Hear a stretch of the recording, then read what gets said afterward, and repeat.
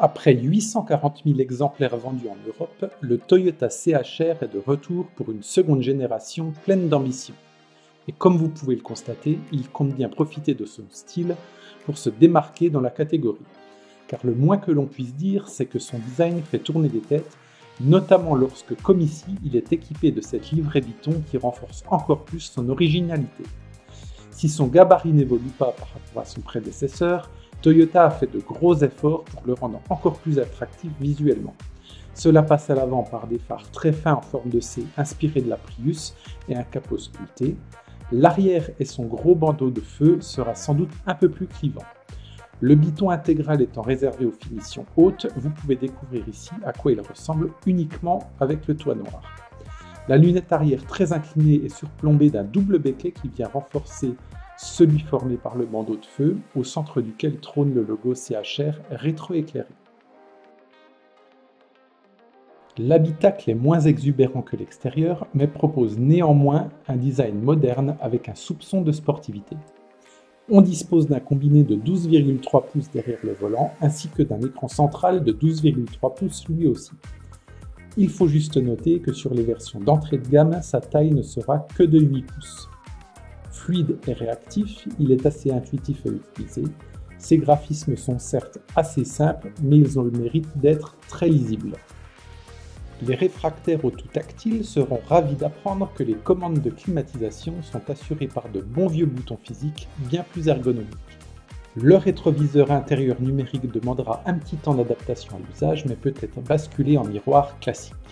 Au niveau des rangements, on retrouve deux porte-gobelets centraux à côté de la commande de boîte, un bac sous la coudoir centrale avec une prise allume-cigare et un port USB. Les contreportes peuvent accueillir une grande bouteille d'eau et la boîte à gants reste assez logeable. La finition globale est plutôt de bonne facture, avec de l'alcantara surpiqué sur les contreportes notamment, mais il reste quelques plastiques durs en partie basse ou vers le pare-brise. Les sièges avant enveloppants sont aussi jolis que confortables, mais à l'arrière, les passagers sont un peu moins bien lotis. La visibilité vers l'avant est perturbée par ces jolis sièges justement, et le montant-C très épais gêne la vue sur les côtés. L'espace aux jambes reste néanmoins correct et permettra à deux adultes de voyager sereinement s'ils ne sont pas trop claustrophobes. Ce sentiment d'enfermement peut être réduit grâce au grand toit en verre panoramique, sans vélum mais avec des filtres intégrés pour éviter les désagréments liés au soleil. Le volume du coffre est compris entre 362 et 388 litres en fonction des motorisations. Ce n'est clairement pas le plus logeable de la catégorie. Allez, il est temps de prendre la route, mais avant cela, faisons le point sur les motorisations, justement.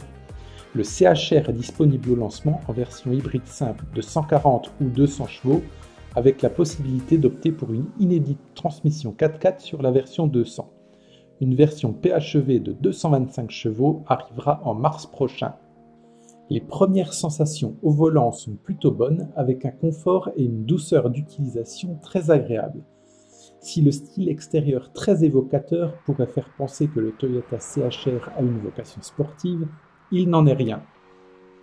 Son job sera de vous emmener confortablement à destination avec une consommation modeste, mais certainement pas de claquer un temps scratch sur une spéciale de montagne.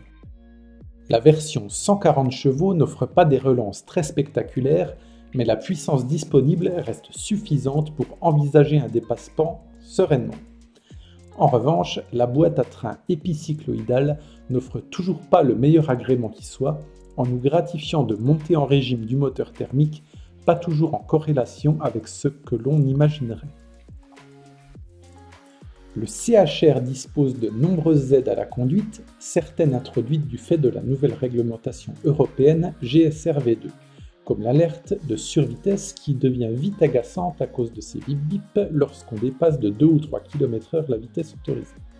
Pour la désactiver, il faudra naviguer dans un menu via les boutons du volant, pas très pratique, d'autant que cette dernière se réactive à chaque redémarrage, et ça, c'est la loi. Plusieurs modes de conduite sont disponibles, éco, normal, sport et un dernier personnalisable, du classique quoi.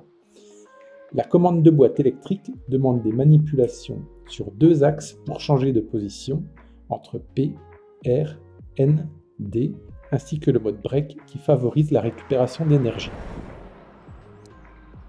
Nous avons pu prendre le volant de la version 200 chevaux en déclinaison 4x4 et clairement les 60 chevaux et 48 Nm de couple supplémentaires par rapport à la version 140 offrent un tout autre agrément. Il ne transforme pas le CHR en sportive mais apporte une souplesse d'utilisation supplémentaire vraiment bienvenue. L'écart de consommation entre les deux versions restera acceptable si vous n'avez pas le pied trop lourd. Sur notre parcours d'essai mixte, nous avons relevé 5 litres pour la version 140 et 5,7 pour la version 200, des scores tout à fait raisonnables pour un véhicule de ce gabarit. Petite précision toutefois, nos essais s'étant déroulés à Ibiza, oui je sais, on a la vie difficile, nous n'avons pas pu prendre l'autoroute puisque l'île n'en a pas vraiment, tout au plus de petites voies rapides. La consommation risque donc d'être un peu plus élevée en moyenne lors d'un départ en vacances par exemple. Et qu'en est-il niveau tarif, me direz-vous? Eh bien, le Toyota CHR débute à 34 900 € avec la motorisation 140 chevaux, 38 900 € pour la déclinaison 200 chevaux et 45 400 € pour le 4x4 de 200 chevaux. La future variante hybride rechargeable sera quant à elle accessible à partir de 44 900 €. Donc c'est un peu cher, en augmentation d'environ 1500 € par rapport à l'actuel, mais on y gagne en puissance et en équipement. Pour plus de détails, je vous invite à retrouver l'essai complet sur notre site lenouvelautomobiliste.fr. Et n'oubliez pas, .fr.